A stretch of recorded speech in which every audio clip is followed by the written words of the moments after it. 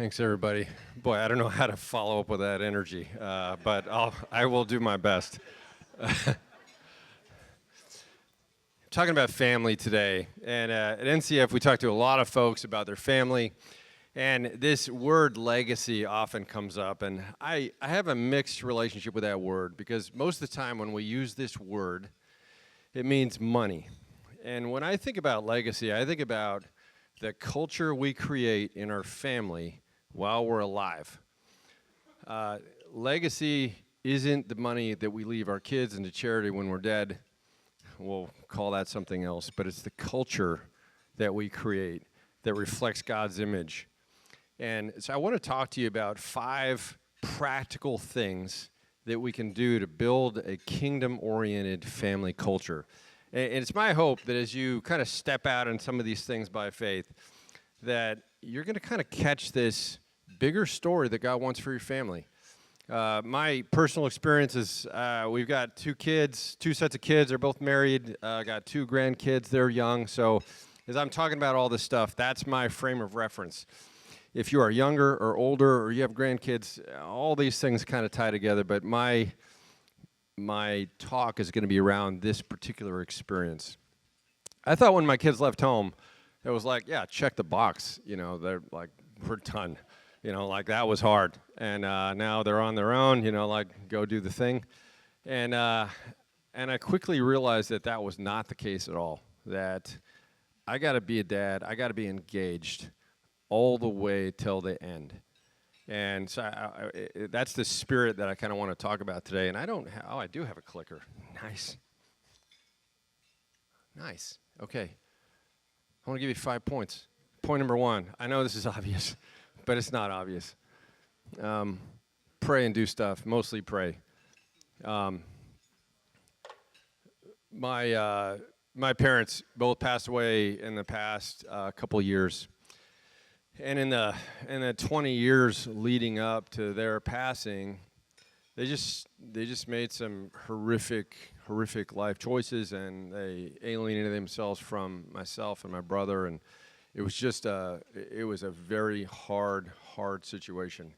It became impossible in those 20 years for me to have a relationship with them, even though I wanted to, and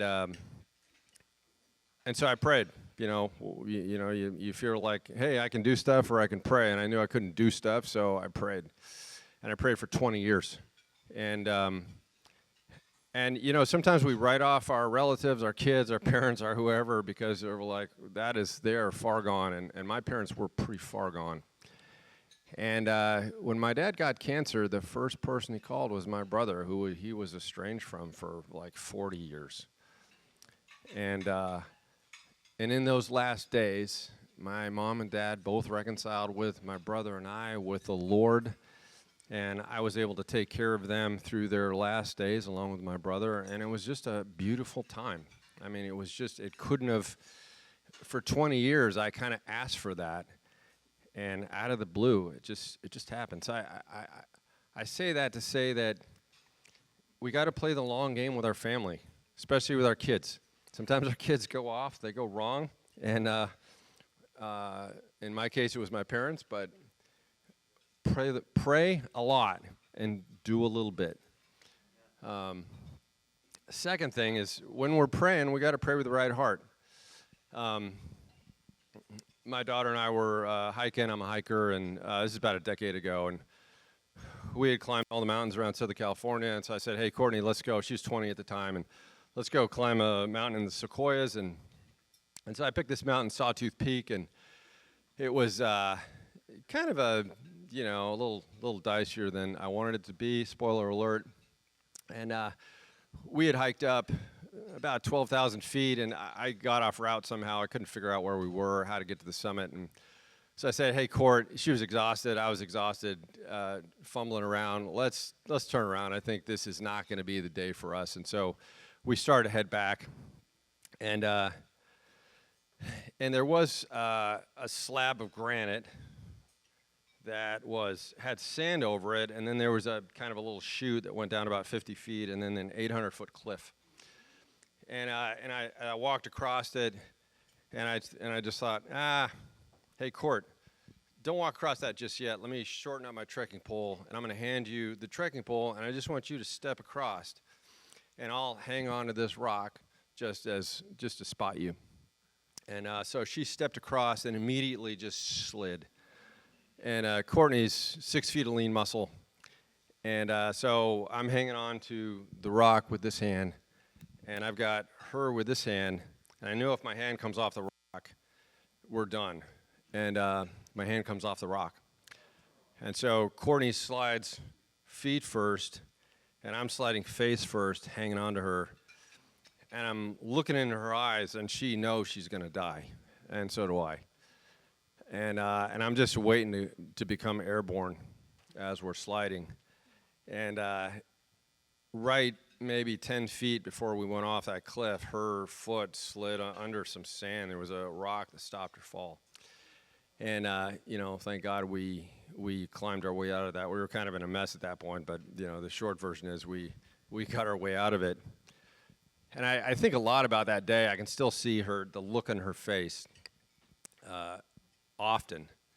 And I think about this, in that moment, the thing that never crossed my mind was the ways that she might have failed to meet my expectations. Anybody who's right? All I can think of is, I might not be able to save you, but if I can't save you, then we're going to go all the way down together, because I am not going to walk off without you. You're my kid. And so I think all of us as parents can kind of identify with that. And sometimes when our kids go wrong, and a lot of our kids have gone wrong, it's easy to lose that part of this heart of God. That's the heart of God for us, by the way. That's exactly what God did for us. And we have to tap into that heart of God with our kids, because they do all kinds of things to go wrong. Even the ones that are good go wrong.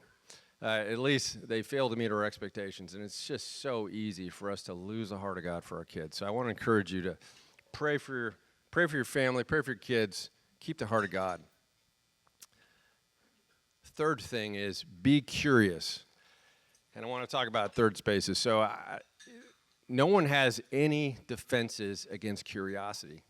And, especially with parent-child stuff, even when they go through teenage years, they don't want to hear anything. And then it doesn't get much better past that. Sometimes it does a little bit. My kids are 30, and, curiosity is like the secret weapon. When you lean in and you're curious, people's defenses just drop. I'm going to send you all my library of Bryan's favorite open-ended questions. And it's about 10 pages of open-ended questions. I've been using it for 20 years. And they're just basic open-ended questions like, hey, tell me about what's going on. How do you feel about that? So if you were king for a day, what would you do? And I've been using this forever. About a year and a half ago, I was at the dinner table with my son-in-law, Rudy. And Rudy's a graphic designer at the time, and he's lamenting about his career as a graphic designer. He's actually worked for some pretty popular clothing brands, but he was just, didn't like his job. And so I jumped into what I call discernment mode. Like, I resisted the impulse to try to solve his problem. And I got into the zone that I'm encouraging you to get into, which is curiosity. I'm like, so Rudy, tell me about, did you ever have a dream as a kid of what you'd like to do? I mean, were you one of those people? And he goes, yeah, I did.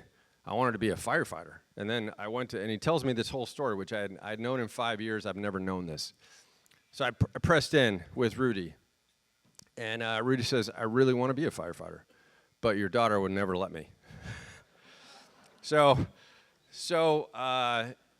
we had some more curious conversations with Courtney. So Courtney, besides him getting killed, I know that's a problem. What are the other things that are bugging you? So we worked her through that. The next week, he gets laid off, and so they move in. He goes through the fire academy, and he's going to graduate tomorrow. Yeah.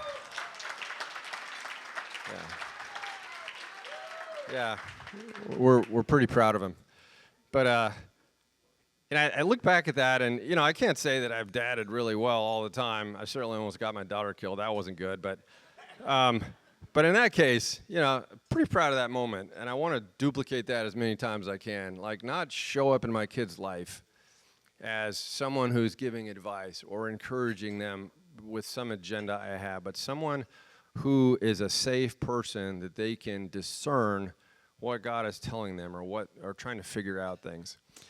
The third spaces thing are, a third space is a coffee cup, coffee shop, a windshield, a walk. You don't usually have these kinds of conversations around the dinner table. Sometimes you do, but sometimes it's better just to, you have them one-on-one around a table. My son and I go to the Sierras quite a bit to climb, and, we got a windshield for 5 hours each way. It's a perfect place to ask a lot of curious questions. So I'm going to send you guys a resource. The resource I'm going to send you has a bonus in it, and the bonus is questions to get someone to fall in love with you. And about 20 years ago, there's some researchers, they were doing research on how do people actually make connections. And this is not romantic at all. They came up with 30 open-ended questions, and none of the questions are romantic.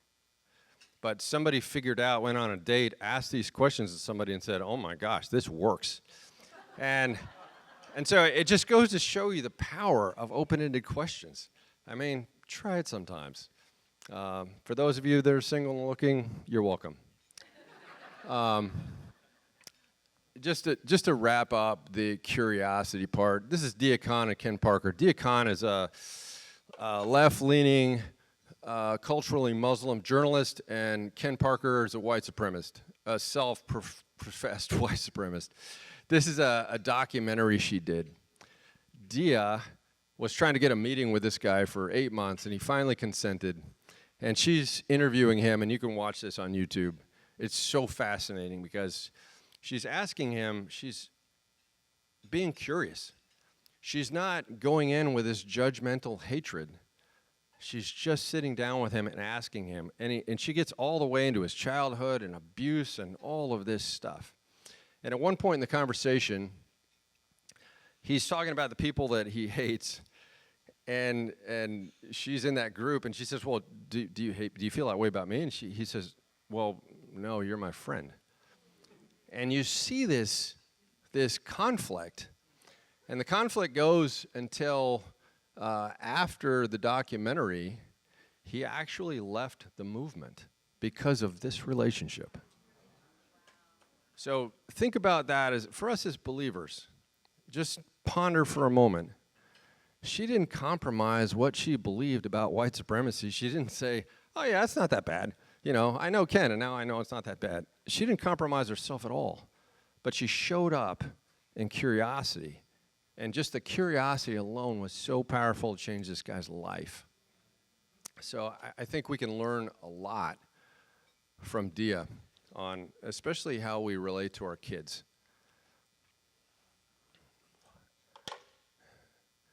Add some new voices in the conversation. I was reading an article a couple days ago from it was the president of Harvard. There's all kinds of drama going on at Harvard.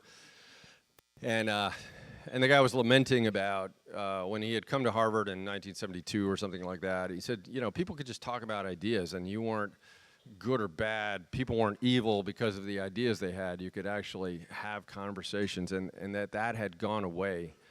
And then now at Harvard, that you're vilified by your ideas. You are evil if you have certain ideas and all this kind of thing. And this is a microcosm of a whole generation.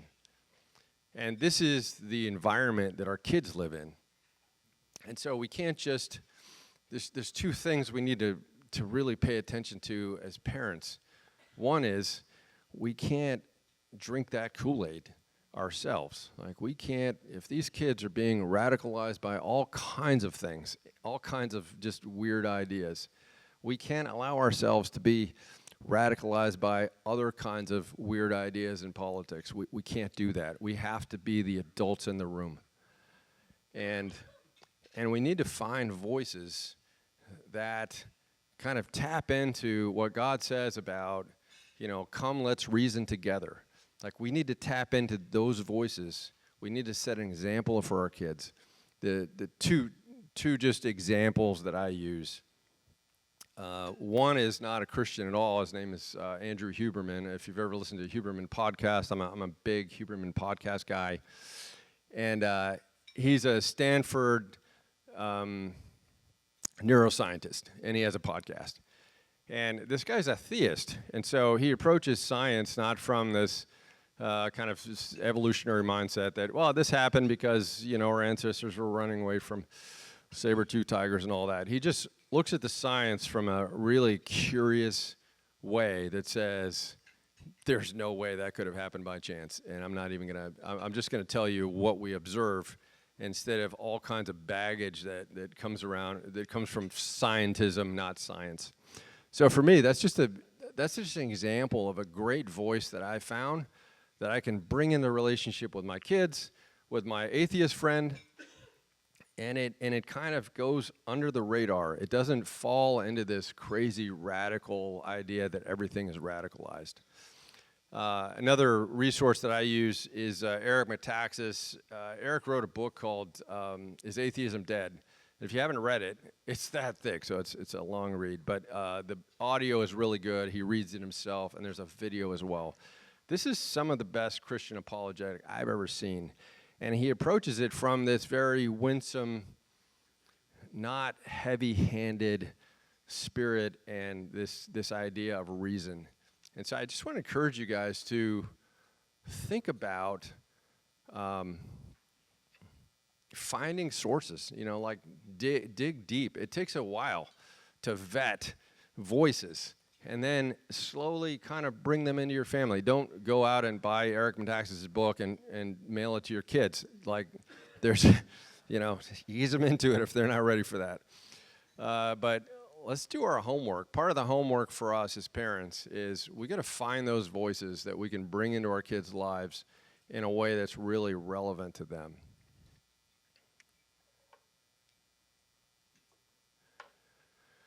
Not the most important point, but my favorite point is getting out of our comfort zone.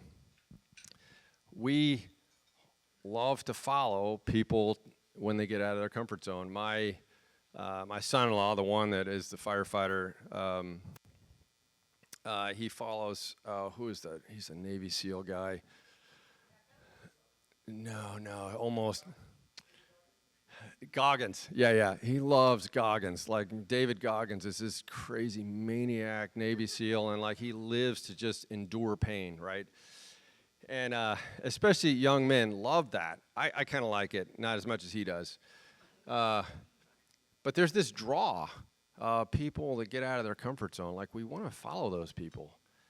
And so if we're going to lead our families, if we're going to be setting culture for our families, one of the shortcuts to doing that is to step out of our comfort zone ourselves. This is my son, Wesley. He's got 500 feet of air beneath him, and he's climbing across this kind of sketchy rock. And you might ask yourself, why is Wes getting out of his comfort zone? It's because he's following me. It's because I'm 10 feet ahead of him, and I'm holding the phone, taking a picture. So that's why he's getting out of his comfort zone. So, and I know the optics on this are bad, but just don't think about that. What I think about when I see this picture, this is last year, was my son's a grown man, and he's following me. He's literally following me. And there's no way he would have done that. There's no way he would have gone out there if I hadn't gone out there first. And now we're out there together, and we're having this incredible time. And now, when you're getting out of your comfort zone and your kids are following your example of getting out of their comfort zone, there is a bond that happens between you and them that you cannot create any other way. Now, getting out of your comfort zone may not look the same as mine. I was just talking to Jim Peavy, and he was talking about he hiked the Camino with his daughter and his sister last year. What a great way to get out of your comfort zone. I mean, he's hiking, I don't know, 70 miles on a pilgrimage with his kids. I mean, that is getting out of your comfort zone. Getting out of your comfort zone could be having a conversation that you don't want to have with your kids. It could be running a 5K. It could be learning an instrument. Let me give you a great idea for you Barnabas people. It could be going on a mission trip with your family. I mean, we talk about family culture and getting out of your comfort zone. That magic right there happens when you're overseas working with people with real need that are not like you, with your family. So I want to encourage you as you think about creating your family culture, really, really think about how do we get out of our comfort zone as a family on some kind of vision or mission trip or some kind of work with a Barnabas ministry. We're hearing all kinds of great ministries. This is the perfect way to get out of your comfort zone with your kids. And when they see you getting out of your comfort zone, and how do you know when you get out of your comfort zone? I know because I have butterflies in my stomach. That's how you know. And if you don't have butterflies in your stomach, well, you're probably too comfortable. Every year, summer's almost here, and I don't have a lot of time, so you will often find me driving across the Sierras on a Friday afternoon, getting up at 3 in the morning, and hiking up to a 13,000 or 14,000 foot peak in the Sierras. And I get up in the dark, and I hate getting up in the dark. And just admission, I'm a little bit afraid of the dark. You guys ever watch Winnie the Pooh, Heffalumps and Woozles? There are Heffalumps and Woozles out there in the Sierras. I haven't seen them yet, but I know they're there. And it's creepy. It's just creepy, and I don't like it. In fact, I joke with the Lord as I'm walking in the dark, and I'm like, Lord, I just hate this. I just hate this. But eventually the sun comes up, and eventually I'm standing on some beautiful summit, and it's all kind of worthwhile. But for me, getting out of my comfort zone is like exercising a muscle. When I do it, it just unlocks all kinds of possibilities of me leading my family and me walking in more faith. And I thought this was just kind of a good illustration that this is a muscle, but it actually really is a muscle. So in your brain, there's this thing called the anterior cingulate cortex, and there it is. And what this thing is, we've only recently figured out what this does. If you stimulate this thing directly, you will immediately feel yourself wanting to do something, set your face to do some task, even if it's a distasteful task. It's bigger in athletes. It's bigger in people that live to be over 100. When we've asked 50-year-olds to go exercise an extra 3 hours a week, it got bigger. We all know that our brains shrink a little bit in old age, but what we've only recently discovered is most of that shrinkage happens in that area. We like God put that in us, and it's something that we have to steward, and we steward that by getting out of our comfort zone. Now, it's thought, it's kind of bringing closure to that thought. It's actually thought that this is the seat of our will to live, which is something to ponder a little bit.